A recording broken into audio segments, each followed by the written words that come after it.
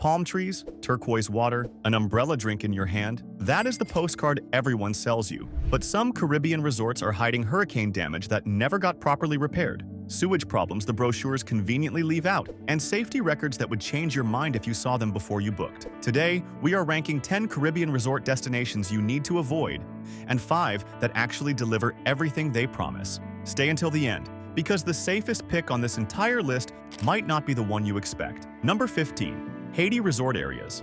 We start at the bottom, and nothing else on this list comes close. Haiti's resort zones, including areas once marketed around Labadee and a handful of Port-au-Prince adjacent properties, sit inside a country dealing with gang control over major roads, kidnapping risk documented by multiple government advisories, and a political situation that has not stabilized in years. Cruise lines that still stop at private fenced beach areas keep passengers inside carefully controlled zones for a reason. Labadee itself is essentially a walled compound, and that wall exists because the moment you step outside it, the security picture changes completely. Independent travel outside those fenced perimeters carries real, documented risk of kidnapping and armed robbery. Gangs now control an estimated large share of Port-au-Prince, and even convoys carrying humanitarian aid have been ambushed. Every major government advisory, the United States, Canada, the United Kingdom, tells citizens in the plainest possible language not to travel here. Healthcare outside the capital is minimal, consisting largely of small clinics without reliable power or supply chains.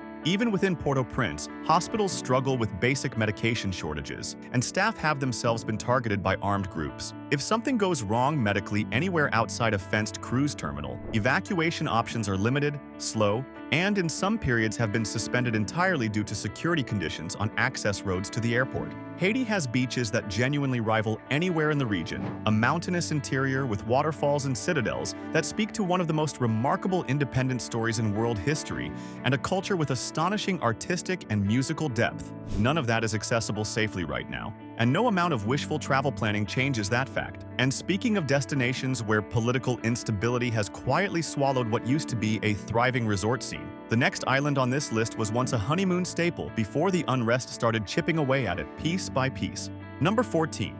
Certain areas of Nicaragua's Caribbean coast. Nicaragua's Caribbean side, the Corn Islands and the Bluefields region, gets marketed online as an undiscovered paradise, the kind of place influencers love to frame as the next Caribbean secret before the crowds arrive. What does not get marketed nearly as often is that the mainland political situation has made this coast harder to reach safely, and the very isolation that makes it beautiful also makes emergency response nearly non-existent. There is limited law enforcement presence on the Corn Islands, and what does exist is thinly stretched across a small number of officers covering a large area. Reports of theft targeting tourists have increased as the islands see more visibility on social media, without a matching increase in security infrastructure to handle the new attention. Break-ins at guest houses have been reported by multiple visitors in recent seasons, often while owners were asleep in the same building. Medical facilities here are extremely basic, frequently limited to a single small clinic per island with minimal equipment and no capacity for anything beyond first aid. A serious injury or illness means a boat transfer followed by a flight, a journey that can take most of a day even under good conditions, and considerably longer if weather or political disruption interferes. Political unrest on the mainland has periodically disrupted flights and ferry service without warning, leaving travelers stranded with little notice and few reliable channels for information about when service might resume. Embassies have limited consular reach into this specific region, which compounds the isolation if something does go wrong. The next destination trades political risk for a completely different kind of hazard, an environmental problem that most resort marketing simply pretends does not exist at all. A quick reminder if you're enjoying this, hot subscribe button now. Number 13. Certain sargassum. Affected zones of the Mexican Caribbean, the Riviera, Maya, Tulum, and parts of Cancun's southern hotel zone have been dealing with massive seasonal sargassum seaweed blooms for close to a decade now, and the scale of the problem has only grown as ocean conditions have shifted. This is not a minor inconvenience you brush off with a smile in a vacation photo. In peak bloom months, typically running from spring through late summer, beaches disappear under thick brown mats of decaying seaweed that can pile several feet deep in the worst affected areas. As it decomposes, it releases hydrogen sulfide gas, the same compound responsible for the smell of rotten eggs, at concentrations strong enough to affect breathing for people with asthma or other respiratory sensitivity. It is also strong enough to completely erase the ocean view these resorts built their entire marketing strategy around. Resorts have spent enormous sums on cleanup crews, offshore barriers, and daily raking schedules. And to be fair, some properties manage the problem quite well through consistent investment. Others simply do not disclose the situation until you arrive and find a wall of decomposing seaweed where the infinity pool photo on their website was taken. Sometimes with staff visibly overwhelmed trying to clear a beach faster than the tide replenishes it. Beyond the seaweed itself, parts of this stretch of coast have also seen a documented rise in tourist-directed robbery, and in isolated but reported cases, cartel-related violence has spilled into areas near beach clubs in and around Tulum, prompting temporary security crackdowns and, at times, curfews in specific neighborhoods. Ask your resort directly, in writing, about current sargassum conditions before you book, and ask again closer to your travel date since conditions shift week to week. Many properties will tell you the truth if you ask the specific, direct question rather than a vague one they can deflect. The next destination has a similar gap between the marketing photo and the reality on the ground, except here, the danger comes from the water people are drinking rather than the water washing up on shore. Number 12. Certain beaches and resorts. In the Dominican Republic.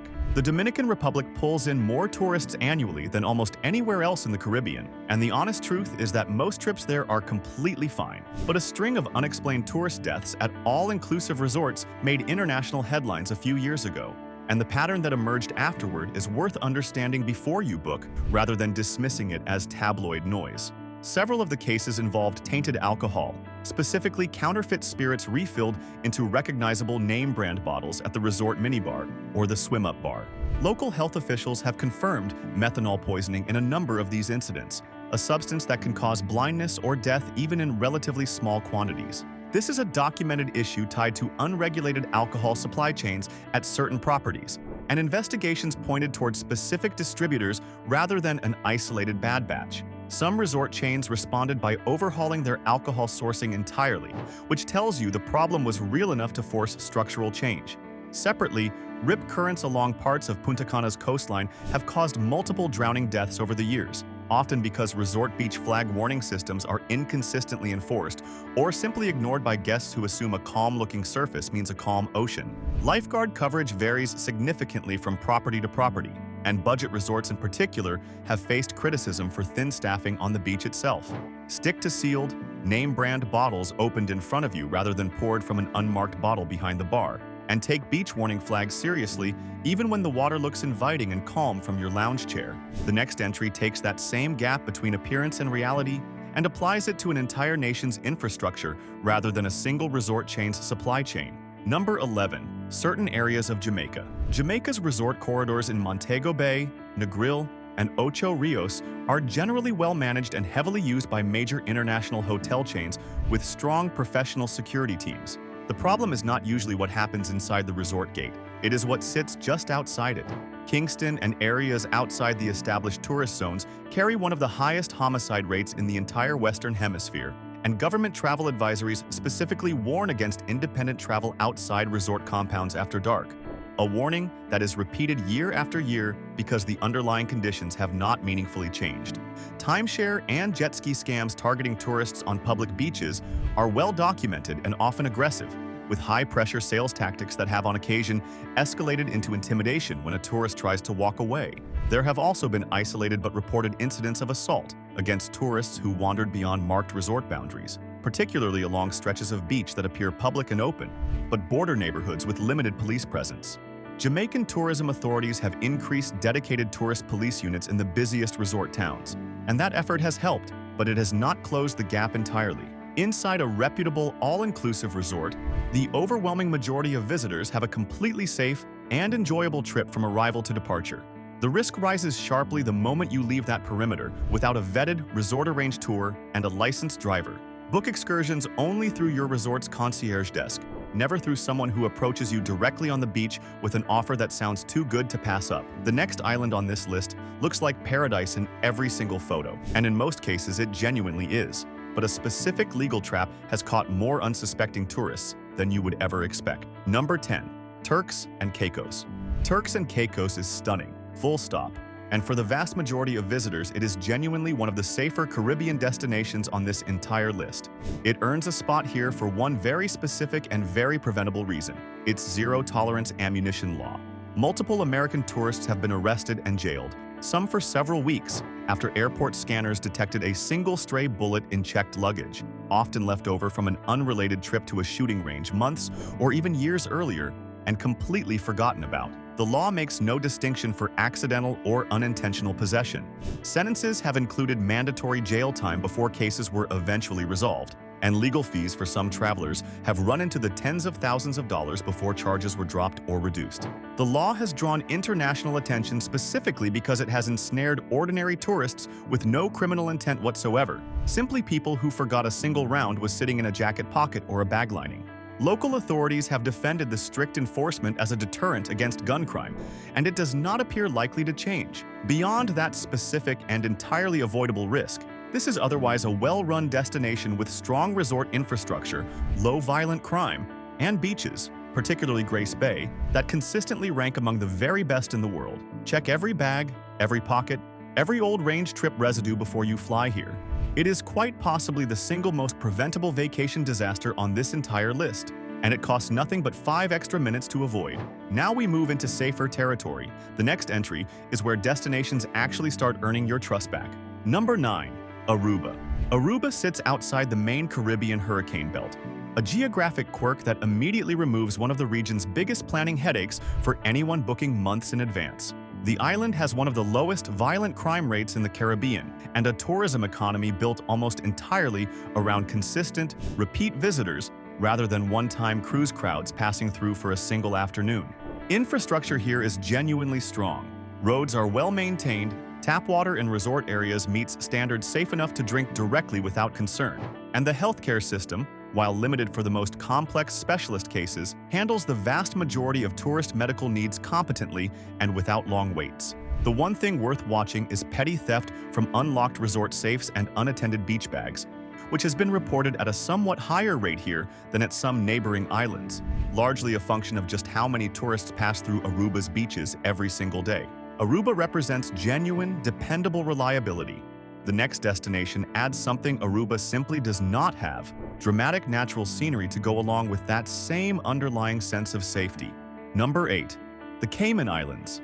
The Cayman Islands run one of the most stable, low-crime tourist economies in the entire Caribbean, built on decades of financial sector wealth that funds serious, sustained infrastructure investment year after year.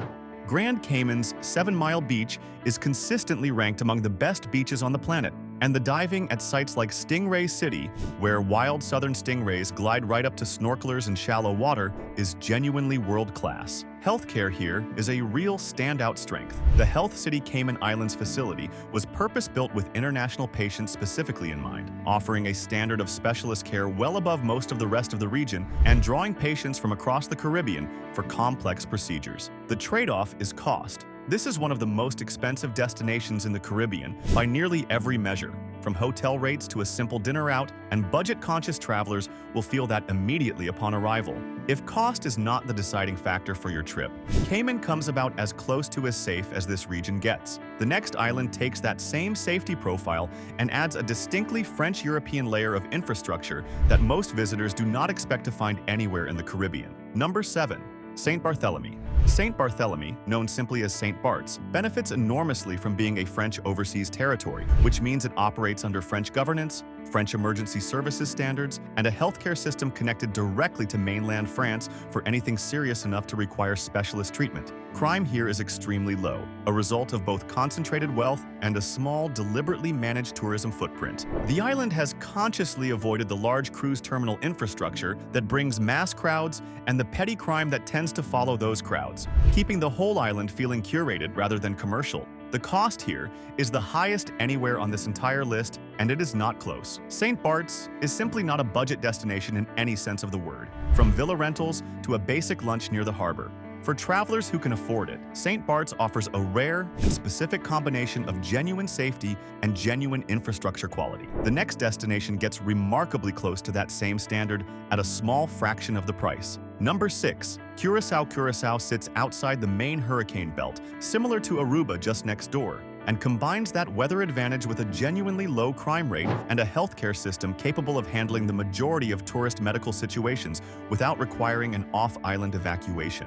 The capital, Willemstad, has a UNESCO World Heritage Old Town filled with brightly colored Dutch colonial architecture that gives the island a completely different visual identity from almost anywhere else in the Caribbean, closer in feeling to a small European port city than a typical resort beach town. The diving and snorkeling here genuinely rival much more expensive destinations, with pristine reefs just steps from shore in several locations, and prices remain noticeably lower than Aruba or the Cayman Islands for a comparable overall experience. Curaçao proves convincingly that safety and affordability are not mutually exclusive propositions in this region. The next entry takes that same principle and applies it to a destination most mainstream travelers overlook entirely. Number 5. Certain resort areas of Puerto Rico. Puerto Rico offers something no other entry on this list can match. It is United States territory, which means United States dollar currency, no passport required for American citizens, and full access to the American healthcare and emergency response system, including direct helicopter and ambulance connections to mainland hospitals for the most complex cases. Resort areas in Rincon, Vieques, and the well-managed properties around San Juan's Condado district maintain strong security and consistently low tourist-directed crime rates. Hurricane recovery infrastructure has improved substantially since the devastation of Hurricane Maria, with rebuilt power grid resilience in tourist-heavy zones, though outer and more rural areas of the island still show uneven, and in places, incomplete rebuilding years later. Stick to established resort areas, and Puerto Rico offers a genuinely rare combination: authentic Caribbean scenery and culture paired with the full safety net of American infrastructure standing behind it.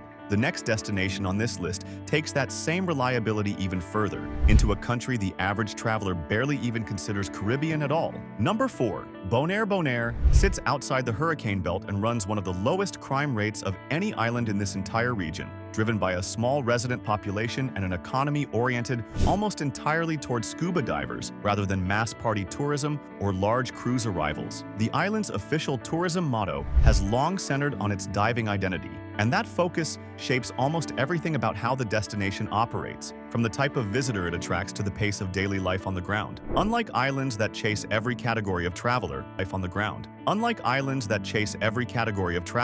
Bonaire has made a deliberate long-term choice to stay small, quiet, and specialized. There are no towering, all-inclusive mega resorts lining the coast here. Most accommodations are modest dive lodges, small boutique hotels, and condo-style properties built specifically around easy access to the water, often with private piers so divers can walk straight off their doorstep into the ocean with a tank on their back. That kind of infrastructure tells you exactly who this island is built for, and it filters out a lot of the chaos that comes with mass-market tourism elsewhere in the region. The National Marine Park surrounding the island is one of the best-preserved reef systems anywhere in the Caribbean, protected by strict, long-standing regulation that has kept it in far better ecological condition than reefs near more heavily trafficked resort areas elsewhere in the region. Boat anchoring is banned across most of the park to prevent coral damage. Every diver pays a small marine park fee that funds active conservation work, and touching or standing on coral is treated as a serious violation rather than a minor faux pas. That level of enforcement is rare in this part of the world, and it shows in the health of the reef itself. Shore diving here is considered among the best in the world, since much of the best reef sits just a short swim from the beach itself, meaning visitors do not need a boat, a crew, or a big budget to reach world-class dive sites. Many divers simply rent a truck, load their own tanks, and drive from site to site along the coast at their own pace. Beyond diving, the island's flat, dry landscape and consistent trade winds have made it a serious destination for windsurfing and kite surfing, particularly around Lac Bay, which draws its own dedicated community of visitors separate from the diving crowd. Healthcare is basic but reliably functional for most day-to-day needs, with established air evacuation links to Curaçao and the mainland Netherlands for anything more serious that requires specialist attention. Given Bonaire's status as a special municipality of the Netherlands, that connection to Dutch medical infrastructure carries more weight than it might on a fully independent island. Bonaire rewards travelers who genuinely want nature and safety over nightlife and crowds. The next destination adds British governance standards to a similarly low-key, low-risk profile. Number 3. The British Virgin Islands. The British Virgin Islands operate under British Overseas Territory governance, which brings a level of regulatory oversight and emergency services standard that shows up directly and measurably in visitor safety statistics year after year. Crime rates here are low, and the island's economy, built heavily around sailing and yacht charters, tends to attract a lower-risk visitor profile overall than mass-market cruise destinations do. Hurricane recovery since Irma struck in 2017 has been substantial, with rebuilt infrastructure that, in a number of cases, actually exceeds pre-storm standards, including reinforced marinas and updated building codes across the main tourist areas. Healthcare for serious cases typically means evacuation to Puerto Rico or the mainland United States, and comprehensive travel insurance is genuinely worth the added cost here, given how sailing-heavy the tourism model is and how spread out visitors can be across dozens of small islands and anchorages. The next destination on this list offers a very similar governance advantage with an even lower overall cost of entry for travelers. Number 2. Anguilla. Anguilla runs one of the most consistently low crime rates in the entire Caribbean. Supported by a small population, a British Overseas Territory legal framework, and a tourism strategy deliberately built around smaller, high-end properties rather than mass cruise arrivals flooding the island for a single day. The beaches here, particularly Shoal Bay and Meads Bay, are routinely ranked among the best in the entire world, and the deliberate absence of a cruise port means crowding, and the petty crime that tends to follow large tourist volumes elsewhere stays consistently minimal throughout the year. Healthcare for complex medical cases means transfer to nearby islands or onto Puerto Rico, so insurance planning still matters here, despite the island's excellent overall safety record. Anguilla comes remarkably close to the very top of this list. The final entry takes everything Anguilla does well and adds one more layer that most travelers do not expect to find anywhere in the Caribbean at all. Number 1. Cayman Brac and Little Cayman. While Grand Cayman already made this list, the two smaller Cayman sister islands deserve the top spot for one very specific reason. They combine Cayman's governance, safety record, and world-class healthcare connections with a population so small and a tourism footprint so light that petty crime targeting visitors is almost non-existent. Little Cayman has a permanent population under 200 people, and Cayman Brac is only slightly larger, meaning both islands operate at a scale where everyone genuinely tends to know everyone else. Diving at Bloody Bay Wall is considered among the very best in the entire Caribbean, with a sheer drop-off that plunges from shallow reef into open ocean just offshore, and the near-total absence of crowds means the whole experience feels closer to an undiscovered destination than a typical resort island.